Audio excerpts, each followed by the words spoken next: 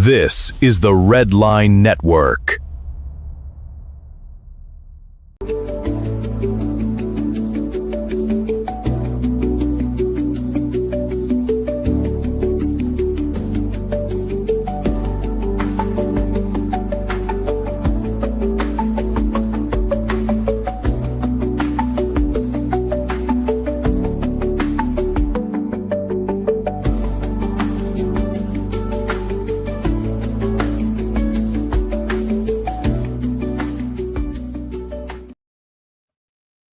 Good evening, ladies and gentlemen. I'm Ryan F., your host of Student Body Right, dedicated to all things college football. Yes, we are 2 months away from the start of the season, but another week away from Coaches Media Days. But welcome to Student Body Right. I don't know why it's saying early evening sports buffet with Kinch under there. Still trying to work out some kinks. Let me see if I can pull that off. There we go. Student Body Right here on the Red Line Network. Red Line Radio Network. But welcome to the initial Student Body Right on this particular site. I can't thank Mr. Dave Wallencheck enough, Mr. D's, the Red Line Radio, for allowing me to be part of the family. But anyhow,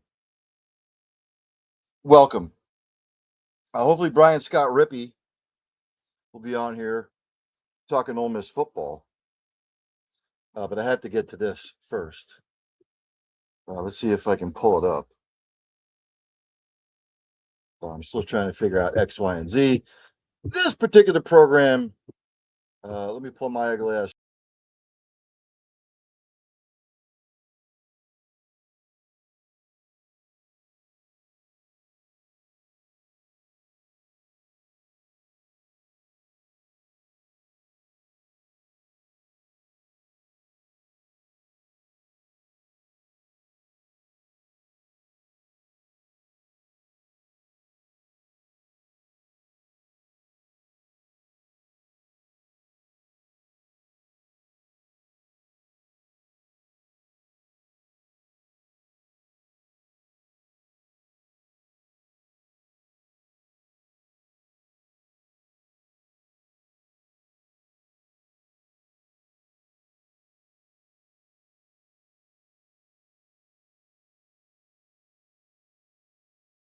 Back up there.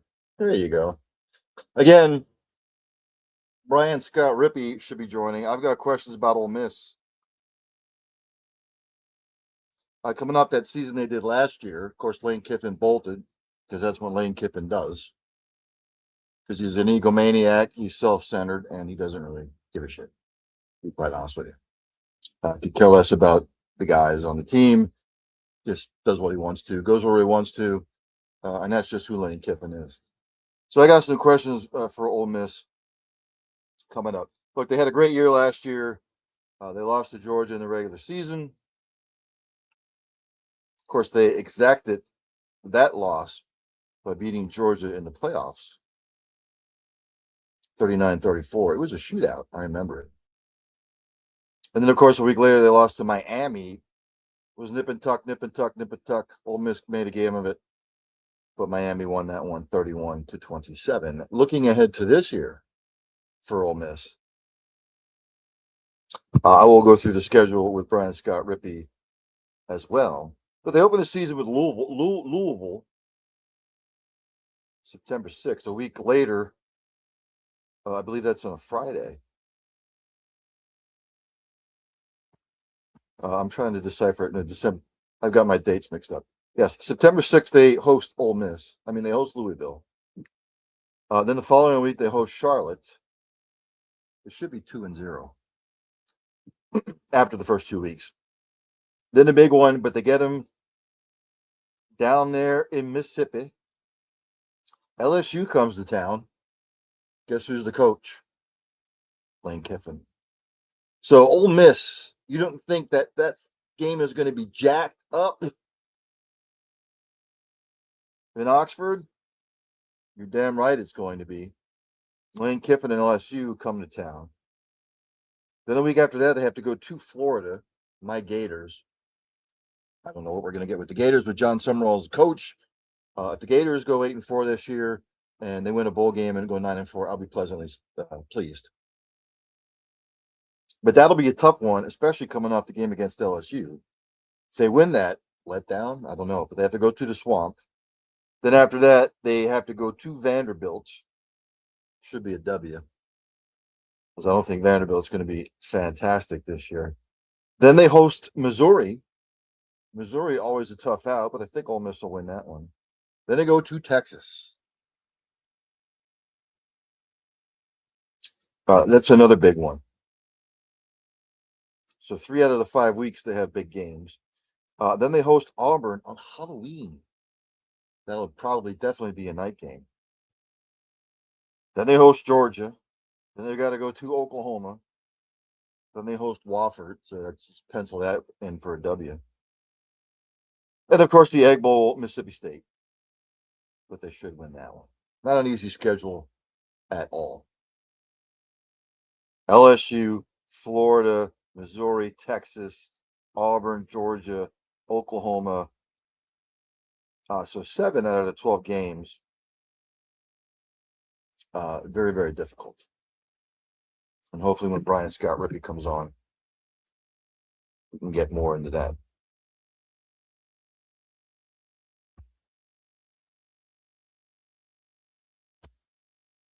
If you're following the World Cup, this is dedicated to college football. But Switzerland defeated Colombia on penalty kicks. So Switzerland advances.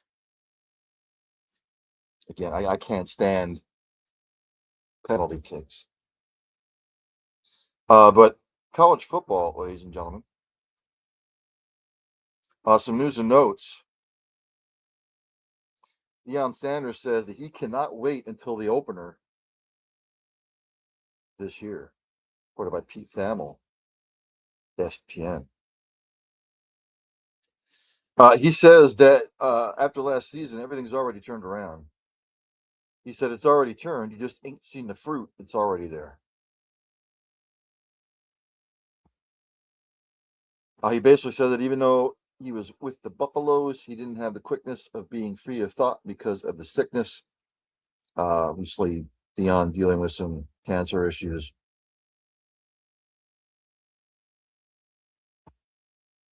But look, Colorado coming off last year. When I had Mark Johnson on last week, he said that Deion is not on the hot seat. If they go 3-9 again, or 4-8, or 2-10, I don't think he's going to be there. But that's just me. I will disagree with my man Mark Johnson, the voice of the Colorado Buffaloes on the radio. If Deion, this is his 4th year, if they have another season like last year, I don't think he's going to be there. Prime time, I get it. He brings fans in, but they were they've only had 1 winning season, and they're 3. But I don't think he's going to be there if they have that kind of season again.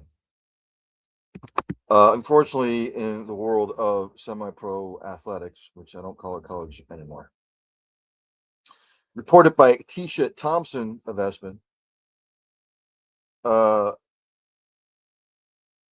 former ex-Bucknell strength coach Mark Kolbus was charged with hazing in player's death. He was also charged with misdemeanor counts of involuntary manslaughter, reckless endangerment, and hazing in the death of 18-year-old Calvin C.J. Dickey Jr., according to the statement. His attorney, Barbara Zemlock, said this: while the death of Calvin Dickey is tragic, Mark Kolbus did not attribute to it or contribute to it, and is not responsible for it. The strength and conditioning program that was implemented was appropriate and in accordance with the training that Mr. Kolbus received and with applicable standards.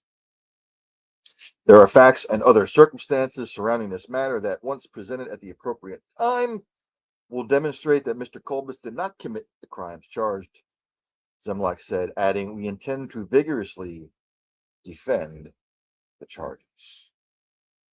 And as I read through the article, it's a lot of whole legal gobbledygook. We'll keep an eye on this. Hopefully, none of this is true, but if it is, boy. And I'm surprised you don't see more, not the death part, because that is tragic, but the whole hazing shit really needs to stop, especially in that manner. More crap for the world of semi-pro football. Judge ups the bond for ex-Miami player Rashawn Jones after jail arrest, reported by Paul Levine, Aspen. Florida 11th Circuit Court Judge Christina Miranda raised Rashawn Jones's bond from $500,000 to $650,000 and ordered him subjected to random monthly drug testing instead of granting the prosecution's request that she revoke his bond entirely. Miranda said during a hearing that a factor in raising but not revoking his bond was that the alleged drug offense happened 2 years ago, although he was arrested and charged last month, and that she was not aware of any violations since then. Jones, who is 40, is awaiting a second trial in the death of former teammate Brian Pata. Pata was shot in the head outside his apartment shortly after football practice on November 7, 2006. I remember this coming out. And while documents uncovered in an ESPN investigation showed police considered Jones a suspect early on, no arrest was made for 15 years. So we will let due process take its course. World of recruiting.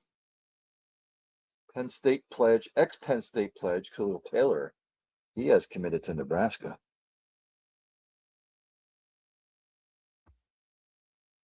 He's from Gibsonia, Pennsylvania, so he has dissed Penn State.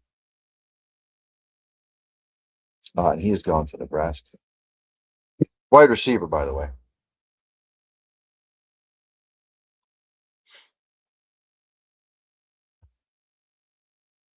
The Oregon Ducks have got a commitment from five-star wide receiver Xavier Sabb. He is number 20 in the SC Next 300. He's committed to Oregon. 6 foot, 190-pounder from Glassboro, New Jersey. He is ESPN's 5th-ranked wide receiver in the 2027 class. He took visits to Alabama, LSU, Oregon, Tennessee, and UCLA. But he has made his pledge to the Ducks. In the world of the administration, Air Force Athletic Director Nathan Pine is out after 7 years in that particular role.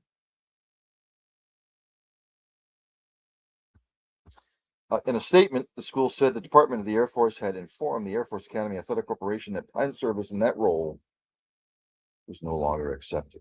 No further explanation was provided, although I'm sure that will come out. Again, hopefully Brian Scott Rippee will be coming on. On the Twitter machine, it's at BS Rippee. Writing, rippeewrites.substack.com. Sign up now for a half off the original cost of $0 and 0 cents.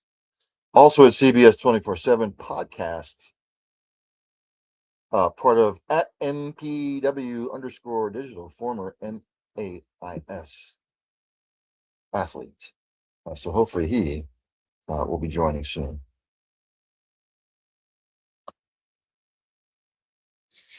That, and the whole Brendan Sorsby thing, it was just a potpourri of dung. Is basically what this is. Obviously, NFL's not going to let him play in the NFL supplemental draft. There's no supplemental draft this year. That's that screen a little bit there. No supplemental draft. CFL said no way.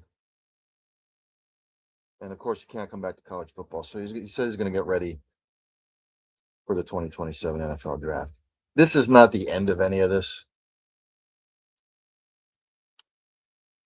I will say you're going to see more and more stuff come out as far as stuff like this. Players gambling on their own team, players making bets with dummy accounts. You're just going to see more and more of it. Somebody comes up with a dummy account, asks a friend, hey, can you open this account for me? I'll give you the money. You can bet XYZ. I will tell you which games to bet on.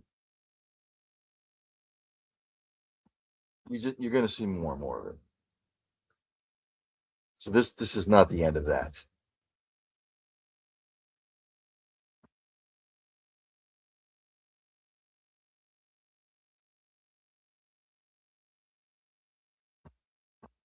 I found this interesting because we're already looking ahead to 2027. ESPN has come out with their top 25 rankings as far as recruiting classes for 2027 so far. It makes me laugh. They have Wisconsin 25th, Penn State 24th, Kentucky 23rd, Washington 22nd. This is the 2027 class, by the way, recruiting.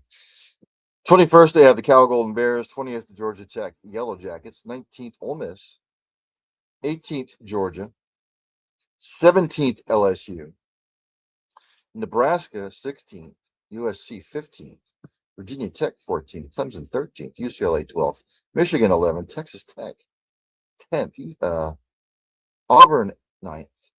They got my Florida Gators ranked 8th, which is very pleasantly surprising. Miami, 7th, Hurricanes, that is. Oregon, 6th, Ohio State, 5th, Texas, 4th, Oklahoma, 3rd, Notre Dame, 2nd. They've got the A&M Aggies, Texas A&M, ranked 1st. I normally don't go over stuff like that, but it's food for fodder.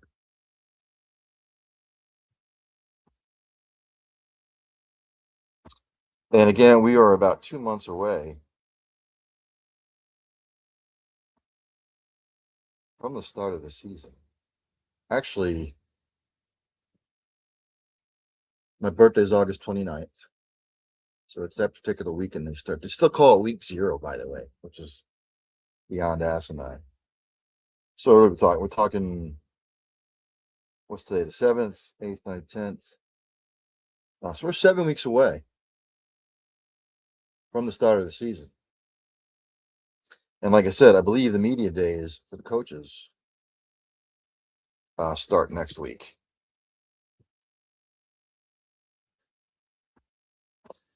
So let's jump to that part of the schedule. Basically, it's so Saturday, August 29th. Really, the only tasty matchup I see that particular day is NC State and Virginia play, which is an early ACC matchup. North Carolina, TCU, whatever.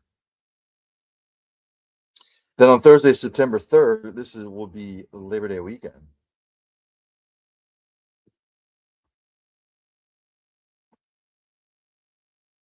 All the matchups suck, which you would expect the first weekend. Thursday, September 3rd, there's really no tasty matchups whatsoever. Friday, September 4th,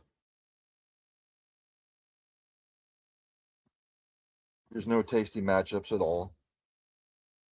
And then Saturday, the big day, a really heavy slate. Saturday, September the 5th.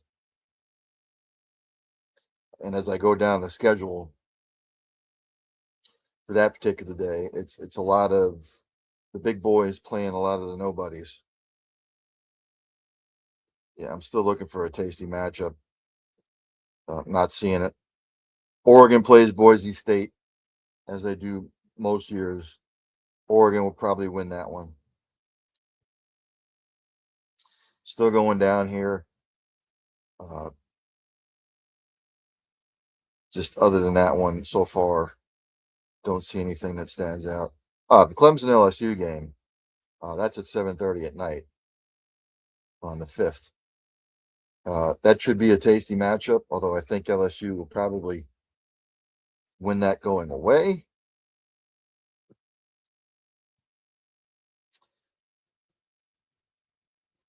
It's basically it. And you go September 6th, which is Sunday. The Apple Cup. I think they still call it the Apple Cup.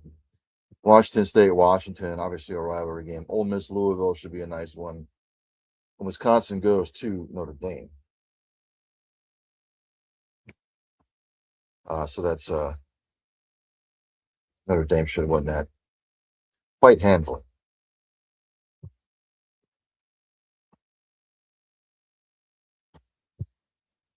I really don't see anything other than that. It's really been kind of quiet as far as college football goes.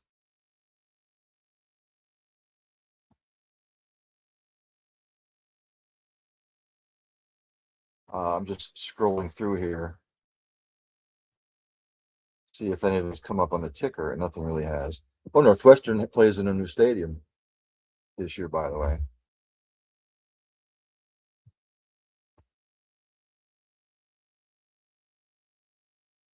ESPN came out with their running back rankings in college football this year, semi-pro football. Kawan Lacey, they have number 1 from Ole Miss. He had a hell of a year last year. Second, they have Jaden Baugh from Florida. He was one of the bright spots for the Gators last year. Third, they have Ahmad Hardy, tough little running back from Mizzou last year. He had almost 1,700 yards rushing. Mark Fletcher, Miami, had a good season last year. Isaac Brown from Louisville. Hollywood Smothers from Texas. He's the transfer from NC State. Raleek Brown from Texas. So they've got a double-headed monster. Justice Haynes from Georgia Tech sort of had a down year last year, just because Georgia Tech at points got away from the running game. He's a tough runner. L.J. Martin from BYU, 1,300-yard rusher last year. Caleb Hawkins, Oklahoma State. He has traveled in from North Texas, transferred. He had almost 1,500 yards rushing with North Texas. Some people in the Big 12 keep an eye on Oklahoma State. I still need to see it. And Nate Shepard for Duke, who had a good year last year. So, still waiting for Brian Rippee to come on.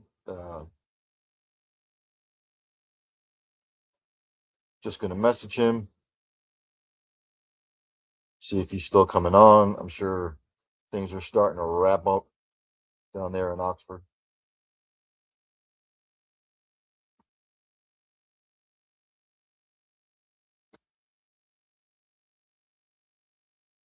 I will not make any predictions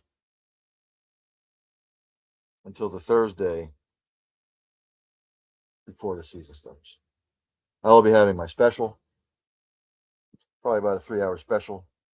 Have a bunch of guests on, talk about it all, talk about the college football playoff, talk about who I think will make the college football playoff, and of course, pick my national champion. I believe it's completely wide open this year, by the way. People are talking Notre Dame because of the schedule. People are talking Texas. Could this be Texas's year? People are talking Ohio State again, Oregon, Indiana again. We'll see. We'll see how it all shapes out. I normally try to tend on the side of what kind of experience. Who's the most experienced coming back? And is there going to be underdogs? Is there going to be sleepers that are going to sneak up on people? Of course. But some of the blue bloods now, Alabama's tailed off the last couple of years. Clemson. Remember, everybody was high on Clemson last year. Oh, they're going to make the national, going to win another national title. I had Texas and Penn State in the national title game last year. Penn State crapped the bed. Texas picked it up probably the last 6 weeks of the season last year. And some people are going to be very, very high on Texas coming into the season. So, for shits and giggles, let's go. I've been checking out different sites,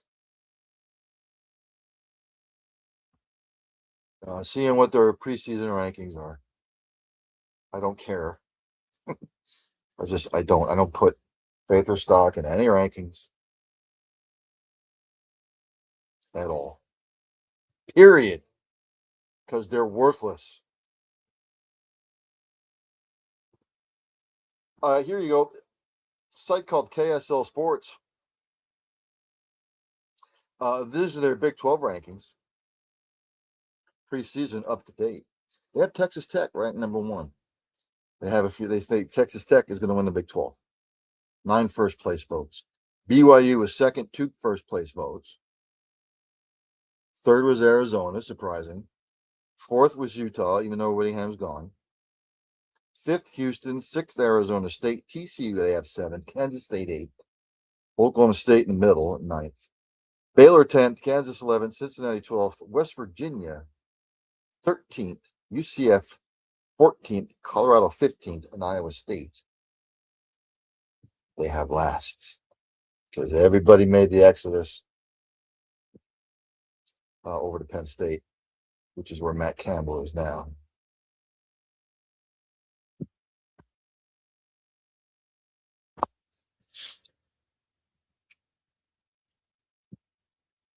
Let's see. What other sites was I checking out?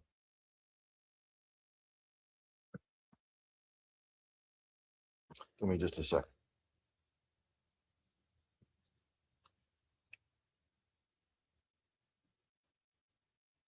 Some of them are not updated.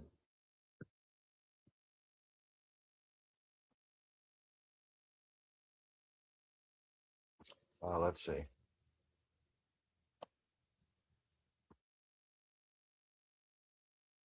24/7 Sports. They've come out with their 2026 overall football team rankings as of today. They've got LSU ranked first, Ohio State second, Texas third, Alabama fourth, Notre Dame fifth, USC seventh or sixth, Oregon seventh, Miami eighth, Georgia ninth, Texas A&M 10th, Tennessee 11th, Michigan 12th, Texas Tech 13th.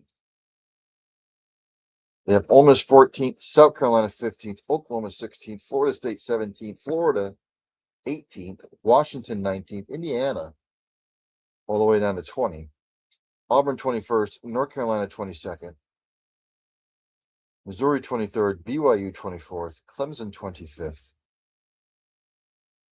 and a partridge in a pear tree.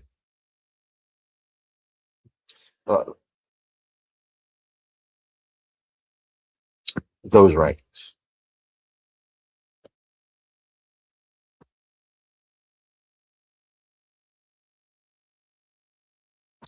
The sporting news. This was as of June the 16th of this year. They haven't updated it at all. They've got Indiana preseason number 1, Ohio State 2, Georgia 3, Texas 4, Notre Dame 5, Oregon 6th, Miami 7th, Ole Miss 8th, Oklahoma 9th, USC 10th.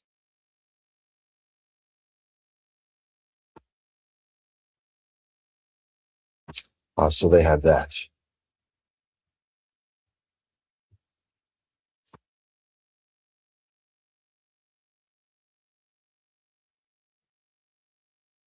And I'm looking for others here. I think I did the CBS Sports one a little bit ago. A couple weeks ago, I did that.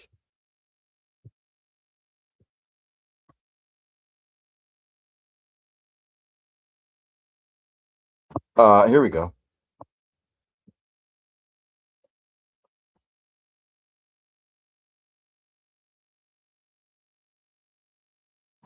ESPN just came out today.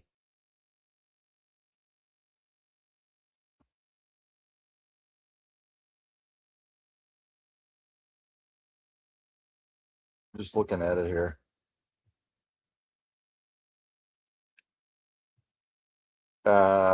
No, that's not what I was looking for. Again, hoping Brian Scott Rippee comes on. I hope everything is okay.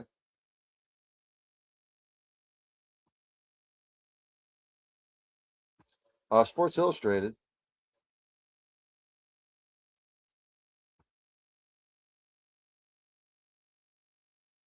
Come out with their preseason 2026 college football rankings. This was yesterday.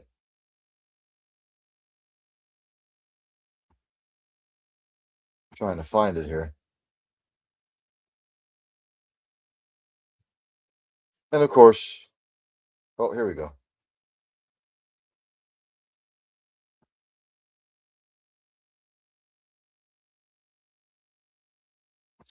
The Unafraid Show. This is George Wrightster's preseason top 25. He has Arizona 25th, Illinois 24th, Houston 23rd, Virginia 22nd, Missouri 21st. He has Iowa 20th, Michigan 19th, SMU 18th, Alabama 17th. Oklahoma is 16th, Penn State 15th, Ole Miss 14th, Washington 13th, USC 12th, BYU 11th, Texas Tech is 10th, Texas A&M 9th, LSU 8th, Georgia is 7th. They have Indiana at 6, Texas at 5, Miami at 4, Ohio State 3rd, Notre Dame 2nd, and Oregon. He has numero uno. Again, these mean absolutely diddly dick. They don't mean squat.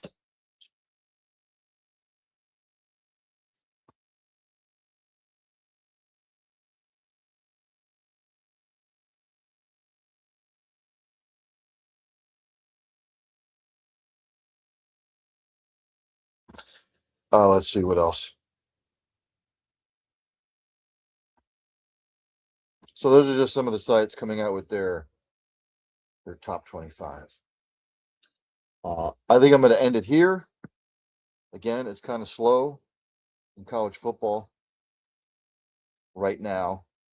But come August, everything is really going to ramp up. It'll ramp up with media days because there'll be some coaches that drop whatever, a quote, everybody will pounce on it and everybody will have a conniption fit. So I'm going to end it here. Thanks to everybody who tunes in, checks it out, whether it's live, whether you check out the replay here in the Red Line Radio Network, the Red Line Network. Oh, I'd be remiss again. Give me just a second. Let me pull it back up.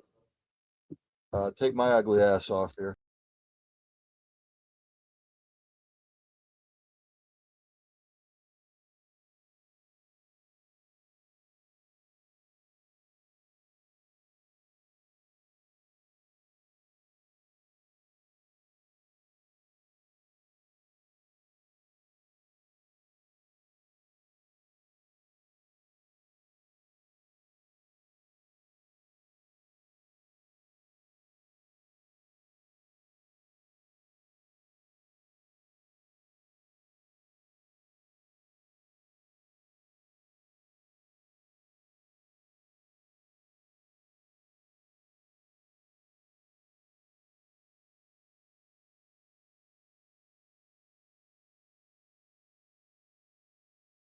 Funky stuff now. Here we go. So I'm going to end it there. I had to reschedule Brian Scott Rippee. Again, hopefully everything's okay. Probably got caught up writing an article or something. But coming at the top of the hour, 8 o'clock here on the Red Line Radio Network. Another edition of Early Eating Sports Buffet with DeGinch.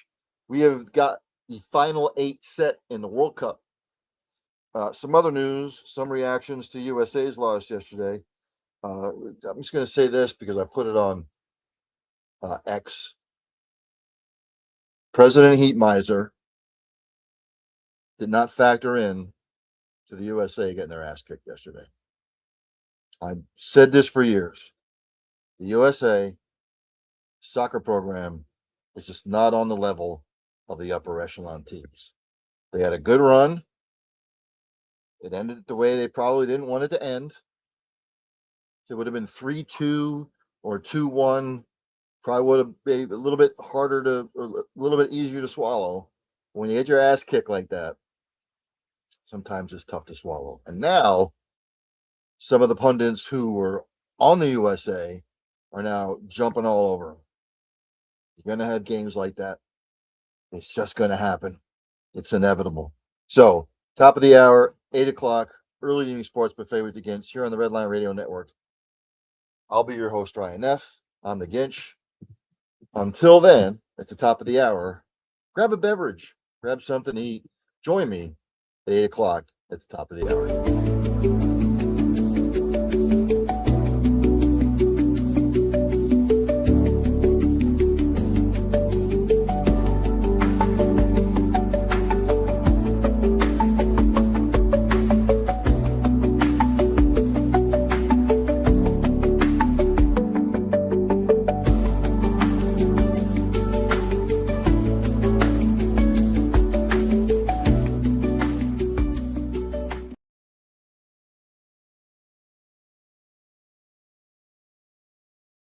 Redline Network introduces our newest partnership, Outlaw Light. Outlaw is crafted for all of the beer drinking patrons of America. They aren't preaching or teaching, their mission plain and simple, to provide a high quality beer at an affordable price. Outlaw is crisp, crushable, refreshing. Available by the case, tall boys, 16-ounce six-packs or singles. Go to outlawbeer.com to find the nearest can or tavern near you. The Redline Network proudly raises their cans to you. Stay bold, Outlaw.